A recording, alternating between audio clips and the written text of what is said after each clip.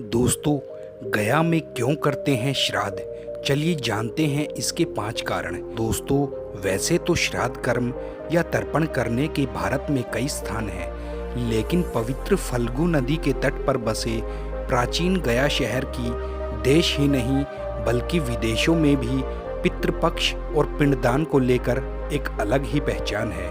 पुराणों के अनुसार पितरों के लिए खास अश्विन माह के कृष्ण पक्ष या पितृपक्ष में मोक्षधाम गयाजी आकर पिंडदान एवं तर्पण करने से पितरों को मोक्ष की प्राप्ति होती है और माता पिता समेत 7 पीढ़ियों का उद्धार हो जाता है। पितृ की श्रेणी में मृत पूर्वजों, माता पिता, दादा दादी, नाना नानी सहित सभी पूर्वज शामिल होते हैं। व्यापक दृष्टि से मृत गुरु और आचार्य भी पितृ की श्रेणी में आते हैं। कहा जाता है कि गया में पहले विभिन्न नामों के 360 वेदियां थी जहां पिंडदान किया जाता था।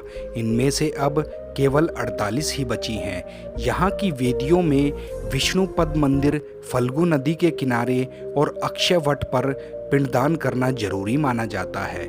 इसके अतिरिक्त वैतरणी, प्रेतशाला, सीताकुंड, नागकुंड, पांडुशाला, रामशिला, मंगलगौरी, काकबली आदि भी पिंडदान के लिए प्रमुख हैं। यही कारण है कि देश में श्राद्ध के लिए 55 स्थानों को महत्वपूर्ण माना जाता है, जिसमें बिहार के गया का स्थान सर्वोपरि है।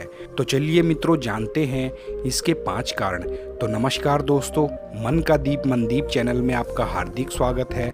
मैं मनदीप गंगोत्री से आपका स्वागत करता हूं। तो चलिए वीडियो की शुरुआत करते हैं, आपसे कुछ ज्ञान की बात करते हैं। नंबर 1, गयासुर नामक असुर ने कठिन तपस्या कर ब्रह्मा जी से वरदान मांगा था कि उसका शरीर देवताओं की तरह पवित्र हो जाए और लोग उसके दर्शन मात्र से पाप मुक्त हो जाए। इस वरदान के चलते लोग भय मुक्त होकर पाप करने लगे और गयासुर के दर्शन करके फिर से पाप मुक्त हो जाते थे। इससे बचने के लिए यज्ञ के लिए देवताओं ने गयासुर से पवित्र स्थान की मांग करी। गयासुर ने अपना शरीर देवताओं को यज्ञ के लिए दे दिया।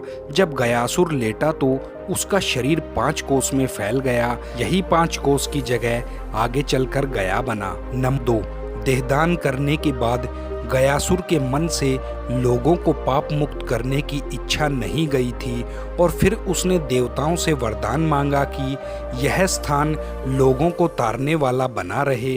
तब से यह स्थान मृतकों के लिए श्राद्ध कर्म कर मुक्ति पाने का स्थान बन गया है। नंबर 3, कहते हैं कि गया वह आता है जिसे अपने पितरों को मुक्त करवाना होता है। लोग यहाँ आकर अपने पितरों या मृतकों की आत्मा को हमेशा के लिए यहाँ पर छोड़कर चले जाते हैं। मतलब यह है कि प्रथा के अनुसार सबसे पहले किसी भी मृतक को तीसरे वर्ष श्राद्ध में लिया जाता है और फिर बाद में उसे हमेशा के लिए जब गया छोड़ दिया जाता है तो फिर उसके नाम का श्राद्ध नहीं किया जाता है। कहते हैं कि गया में श्राद्ध करने के उपरांत अंतिम श्राद्ध बद्रिका क्षेत्र के ब्रह्म कपाली में किया जाता है। नंबर 4, गया क्षेत्र में भगवान विष्णु पितृ देवता के रूप में विराजमान रहते हैं। भगवान विष्णु मुक्ति देने के लिए गदाधर के रूप में गया में विराजमान हैं। गयासुर के विशुद्ध देह में ब्रह्मा, जनार्दन, शिव तथा प्रतितामह स्थित हैं। अतः पिंडदान के लिए गया सबसे उत्तम स्थान माना गया है।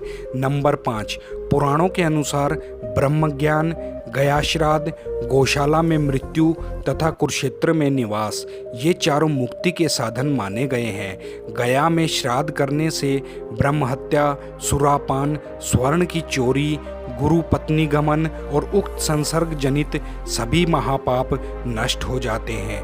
तो दोस्तों, ये है गया जी में पिंडदान करने की महानता।